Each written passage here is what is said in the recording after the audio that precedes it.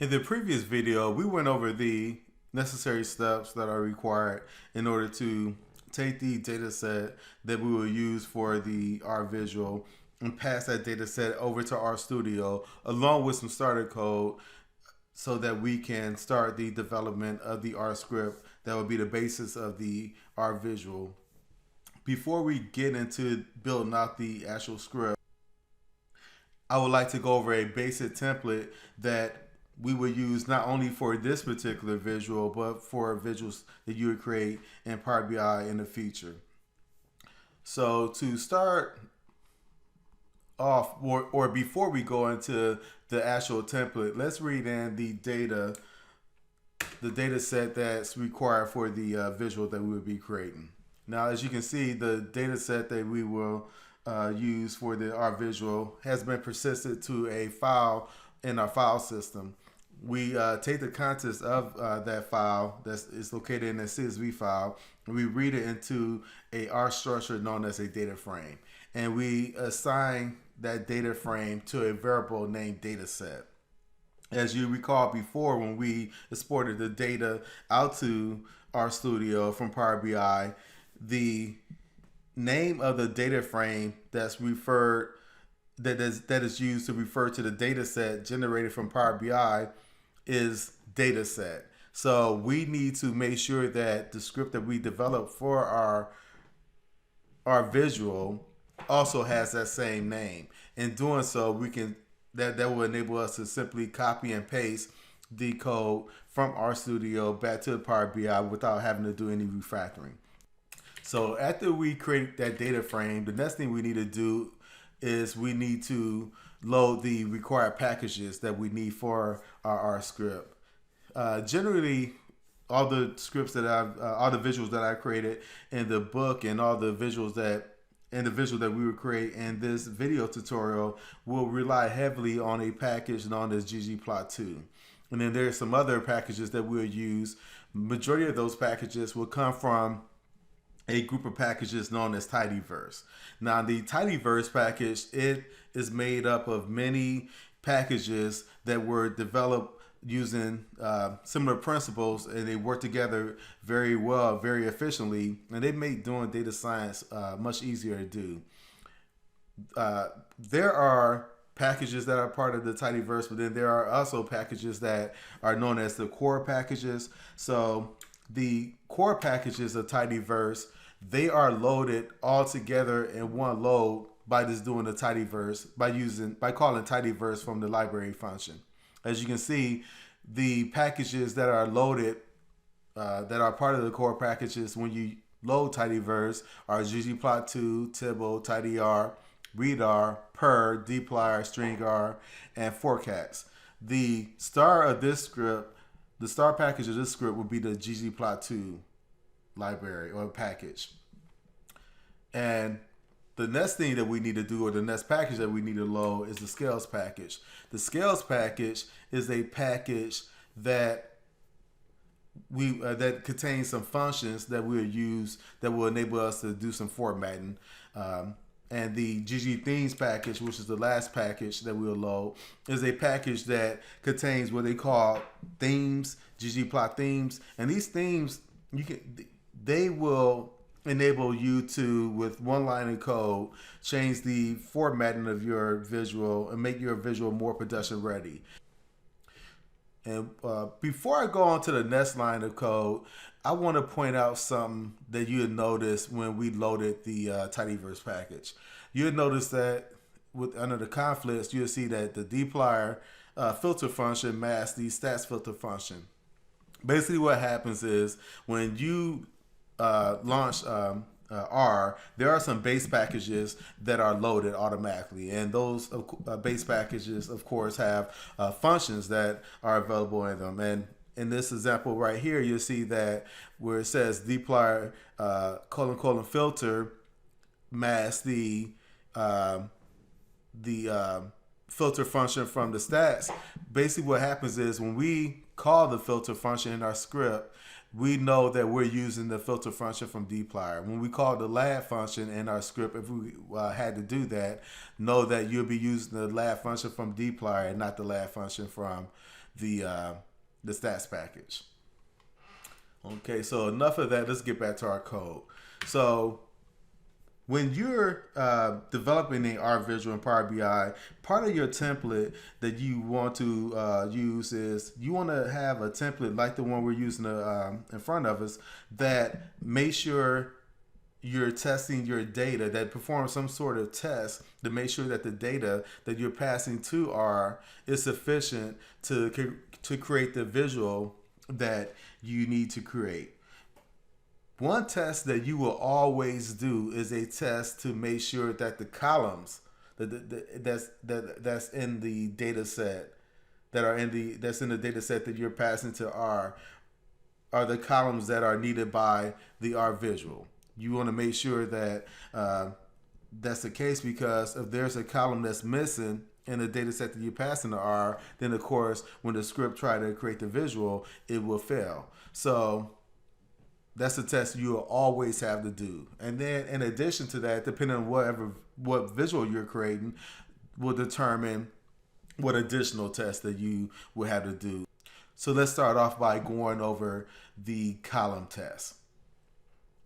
We start our column test by inspecting or getting the column names of the data set that Power BI passed to R. And we get the column names of the data set that's passed to R by using the code names function. The code name function, when you pass the data frame to the code name function, it will return a character vector that have all of the column names as elements in that character vector. So let's execute this code so you can understand better what I'm talking about. As you can see here, the output of this when we execute the code is the names of the columns in a character vector, and you see those elements. The country is one column in that data set, the total expenditure percent, and the year. One of the things that we need to do, or the main reason why we need this information, is because we need to do a comparison between this, between the names that's in this data set to the names that we need, the names of the columns that we need for our visual. So in order to do a comparison, we need to not only make sure that the names are there, but we need the names to be sorted in the same order so that it'd be easier to compare. So to sort those names, it's very easy to do in R. We take the results of the code names function, and then we pass that to the sort column. And when we do that, it will sort those elements in that character vector in alphabetical order. Ironically, the names of the columns that's in our data set are already in alphabetical order, so it appears nothing was done. But if they were in alphabetical order, they would be you would see that the sort function will sort them in alphabetical order. So let's run 18 in totality so that we can create the current columns variable. So now with the current columns variable, we have a character vector that has the names of the data frame sorted in alphabetical order. The next thing we need to do is we need to define what the visual is anticipating. We need to define the column names that the visual is anticipating, and those column names need to be in alphabetical order so it'd be easier to compare. And you can see that is hard coded, where in this line in the code that's highlighted, you'll see that we have a character vector that contains elements, with each of those elements representing a column name, and those column names are in alphabetical order. For those of you that are new to R, you can think of a character vector as an array that contains elements that are of the text or string data type. So let's execute code 19 or line 19, and now we have the required columns variable created. Now that we have the current column variable created, which represents the column names in the from the data frame that was generated by Power BI, and we compare that and we have the required column names, which is the hard-coded list of column names that the visual will need. Now let's do a comparison between the two to make sure they're equal. To do that type of equivalency test in R, we can use a function from base R called the all.equal function. And this all.equal function, what it does is it enables you to compare two R objects against each other. If they're equal, true is returned. If they're false, then information about why the two objects are not equal is returned. So we execute that code. True is returned, which as we expect, because we know that the information in the current column name is equal to the information in the required column name. Now, if they weren't equal, then false would not be returned, but information about why they weren't equal will be returned. And we don't want a response like that. We want to make sure that this particular line of code returns a Boolean response. So to make sure that it returns a Boolean response in the event that the current column names is not equal to the required column names, we wrap that function into an is true, and doing so will make sure that we will always return a Boolean response, true or false. We notice that because the current columns variable is equal to the required columns variable, this evaluates out to true. So we can execute that and you'll see that that is true. And you'll see how that will be used later. Now, that particular test, like I said, it is required for all visuals, because you're always going to need to know that the columns that are being passed to R are the columns that are the columns that are needed by the R visual. As I said earlier, in addition to that test, you may have to do additional tests that is specific to the visual that you're creating. Now, in this situation, the visual we're creating, the test that is specific to the visual is that we need to make sure that the data set only contains 1 year's worth of data. And we can get that information by executing line 21.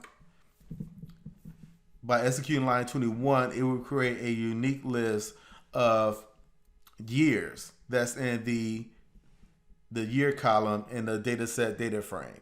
And we can use that variable, one, to do our test to make sure that only 1 year is in there, and then you'll see that we'll also use it later on to do some of the to help us create some of the dynamic titles that we'll use in our chart. So now that we have all the variables created that we need for our data validation test, we would need to build out an if statement that would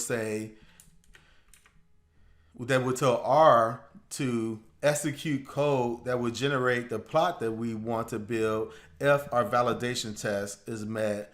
Otherwise, we will produce a blank chart that will give a message to the end user, let them know why R wasn't able to build the chart. So in our situation, our data validation test is one, we need to make sure only 1 year is in the data set, and we do that by CNF the length of the report year variable is equal to 1, and then also we also need to make sure that the column test pass. And this, by this, including the column test without by itself, that says that needs to evaluate the true. That's the same thing as saying this right here. True.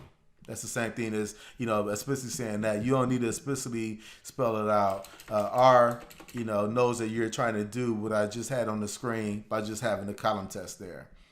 So again, if that condition is met, a blank plot in this template, just for example reasons, a new blank plot will be created, and then there'll be a message on that blank plot saying that the data supplied is sufficient to create the visual. This is the area right here where we would put the R code that will build out the actual visual, and we will build that out in subsequent videos. But if the test in this line right here in line 27 didn't pass, then a plot will be generated, a blank plot will be generated with a message saying that the data supply did not meet the requirements of the chart. So now that we have the basic template defined, in the subsequent videos, we are going to assume that the validation test in line 27 was passed, and we are going to focus on the code that will go in this area right here. And that's the code that we will use to build out the actual R visualization.